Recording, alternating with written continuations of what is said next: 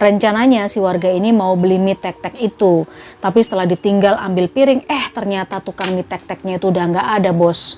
Mungkin penjualnya menghilang itu sama gerobak mie-nya sekalian karena kebelet ya, terus dia pulang buru-buru tanpa pamit, bisa aja kan.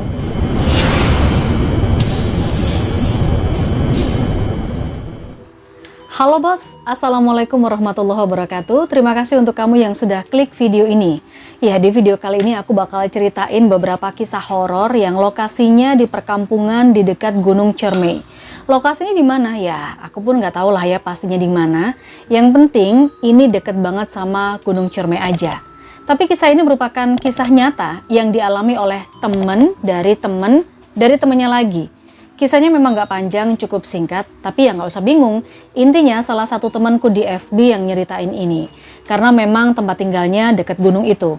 Sebut saja temanku ini namanya Andi ya. Lalu Andi itu punya teman lagi namanya Igoy. Nah si Igoy ini punya teman lagi tuh namanya Ali.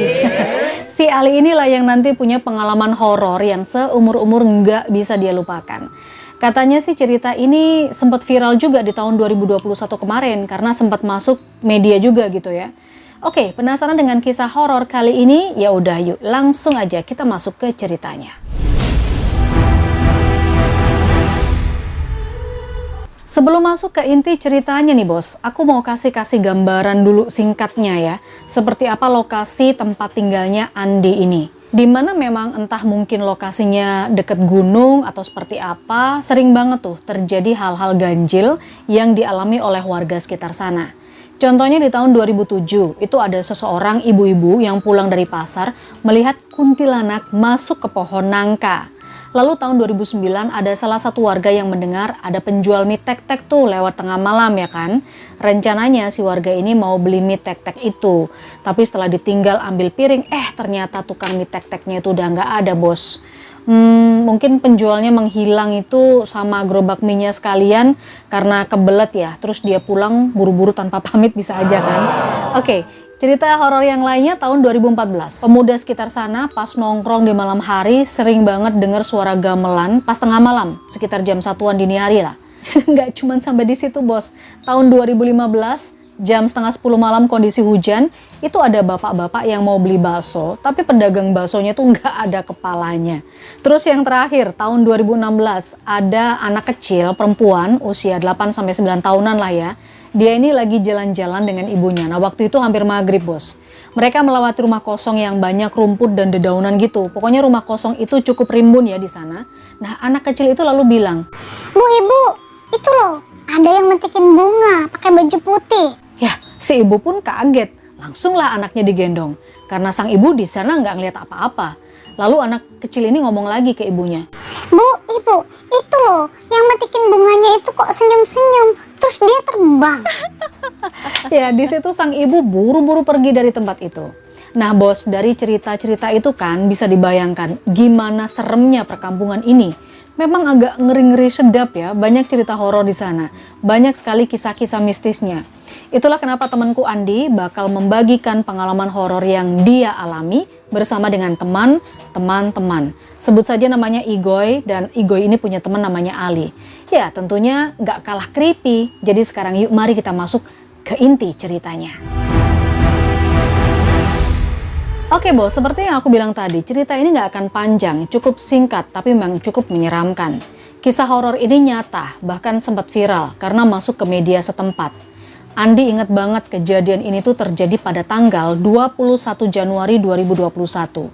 Waktu itu Andi sama Igoy lagi ngumpul tuh dengan teman-teman satu gengnya, teman satu kampung. Biasa kan anak-anak muda nongkrong di pos yang nggak jauh tuh dari rumahnya Andi. Selain Andi, di situ ada temennya namanya Igoy. Lalu Igoy ini bawa teman lagi namanya Ali dan kawan-kawan. Yang mengalami kejadian mistis di sini adalah temannya Igoy tadi ya, sebut saja namanya Ali. Jadi waktu itu jam 8 malam, Ali dan teman-temannya lagi ngumpul tuh bos. Biasalah ya, mereka layaknya anak muda, nongkrong-nongkrong, main gitar, ngopi-ngopi. Nggak kerasa udah jam 11 malam aja, mereka pun di situ bubar. Ketika bubar, kebetulan Ali rumahnya memang paling jauh ya, dan pada saat itu dia pulang pakai motor metik tapi knalpotnya dimodifikasi pakai knalpot brong. Bising banget dan ribut banget pastinya. Dan ketika Ali pulang, di saat semua temennya udah bubar ya, nggak jauh dari tempat mereka berkumpul di pos itu, Ali tuh bertemu dengan kakek-kakek. Terjadilah di situ obrolan singkat. Ali menyapa kakek itu. Kek, mau kemana kek?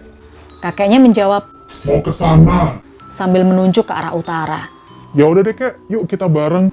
Gitu kata Ali. Karena merasa searah dengan rumahnya, ya Ali mengajak bareng kakek itu tanpa ada pikiran apa-apa. Gak lama setelah itu, di perjalanan, kakek-kakek itu lalu menepuk pahanya Ali dan seketika motor berhenti. Di situ Ali tiba-tiba menyadari bos, kalau dirinya berada di sebuah pasar malam yang ada pagelaran wayangnya. Ali di sana udah mau nyari kakek-kakek itu nggak ada ya. Ali lalu nonton pertunjukan wayang sampai larut malam, mungkin sampai dini hari. Karena melihat bentuk wayangnya tuh bagus, aneh, Ali lalu mendekat dan memegang wayangnya. Tapi ketika dipegang, seketika wayangnya itu berubah menjadi batu nisan. Dan nisan itu adalah nisan teman-teman Ali dan kawan-kawan yang meninggalnya belum cukup lama. Jadi teman-temannya mereka ini meninggal kecelakaan. Seketika itu Ali sadar kalau dia ada di makam yang lokasinya ternyata jauh dari rumah penduduk. Ada di keliling hutan-hutan lebat ya. Ali pun lalu berbalik arah dan pergi sekencang-kencangnya dari tempat itu. Nah, di sepanjang jalan dia bertemu dengan dua sosok perempuan. Dua-duanya ini berwajah mengerikan bos. Wajahnya merah dan Ali pun berlari ketakutan karena dua sosok perempuan berwajah mengerikan ini mengejar dia. Ya entah tuh motornya sampai ngepot-ngepot dan jatuh. Gak tahu dia tinggal di mana, ditinggal gitu aja. Nah pas Ali berlari, Ali menyadari kalau jalan yang dia telusuri justru mengarah ke dekat jurang bos. Ya Ali jadi makin panik dan sempat terperosok beberapa kali. Dia masih terus lari nggak tentu arah. Sampai akhirnya dia mengenali jalan yang dia lalui itu ternyata adalah jalan yang mengarah ke rumahnya Andi. Meskipun mereka nggak begitu deket ya. Nggak berpikir panjang, Ali langsung menuju ke rumah Andi.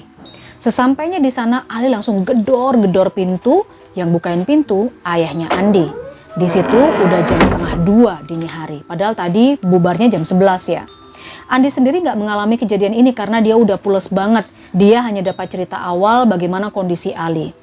Lanjut ke cerita. Ali yang panik makin membuat ayahnya Andi bingung. Anak ini kenapa kok gedor-gedor rumah orang seenaknya malam-malam? Apalagi keadaan Ali seperti linglung gitu ya. Bajunya udah kotor, compang-camping gak karuan. Ali pun bercerita dengan terengah-engah. Pak, saya habis dikejar-kejar kuntilanak pak. Gitu katanya. Ayah Andi pun gak percaya begitu aja ya. Karena melihat Ali yang memang seperti orang linglung. Gak lama pun Andi di situ terbangun dan barulah dia bertanya kepada Ali. Li, apa yang terjadi sama kamu sih? Kemana motor kamu? Ali nyautin. Motorku ada di parit kayaknya, tolong deh bantu untuk ngangkat gitu. Lalu Andi, ayahnya, dan Ali pun bergegas menuju lokasi di mana motor Ali berada. Dan ketika itu Andi dan ayahnya kaget banget bos. Karena mendapati motor itu berada di sungai yang berbatu-batu dengan batu-batu besar. Mustahil lah kalau ada sepeda motor itu bisa nyampe ke arah situ gitu ya. Jangankan sepeda motor, sepeda angin aja ya, itu nggak mungkin bisa nyampe di situ. Karena memang medannya itu hutan, batu-batu, jalannya sulit. Nggak mungkin ada kendaraan satupun yang bisa masuk ke sungai itu. Ya mustahil banget kalau sungai itu dilewati kendaraan. FYI, sungai itu dikenal sebagian warga dengan sebutan Sambar Nyawa. Andi dan ayahnya tuh sempat gak percaya melihat motor Ali ada di tengah-tengah sungai itu. Dan gak mungkin gitu loh ya malam-malam diangkut bertiga. Akhirnya ayahnya Andi menyuruh Ali untuk ya udah deh kamu pulang dulu aja. Besok diurusin gitu. Nah pas pulang ke rumah, Ali bertemu security salah satu perumahan di sana. Sebut saja namanya Pendul. Ali menceritakan tuh ya peristiwa yang baru aja dia alami. Dan si security ini, si Pendul itu berjanji akan menolongnya. Pagi harinya beneran, Ali dan security itu, yaitu si Pendul, datang ke rumah Andi. Mereka minta tolong. Mereka lalu bersama-sama berjalan ke arah TKP motor Ali berada. Waktu itu sekitar jam 8 pagi.